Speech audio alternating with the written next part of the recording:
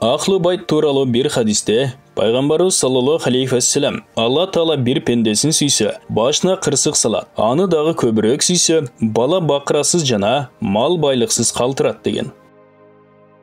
Алланың елчisi саллаллаху алейхи вассалам жардылық сені көздей келатқанын көрсең, тақвалардың жолын улай аға қош келдің де, ал эми байлық саға бағыт алғанын көрсең, бұл күнөөлөрүмдүн биринин бұл дүйнөдө берилген жазасы деп айт деп айткан.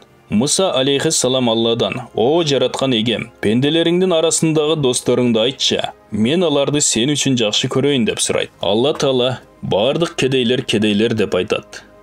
Бұл жерде кедейлер деген сөздің қайталанышы тастықтау үшін айтылғандай эле, өтө кыйын абалдагы кедейлер деген мааниге да келиши ыктымал. Иса алейхиссалам: "Мен жупунулукту сүйөм жана байлыкты жек көрөм" деген. Чынында ал "Эй байкуш" деп чакырылганды жактырчу.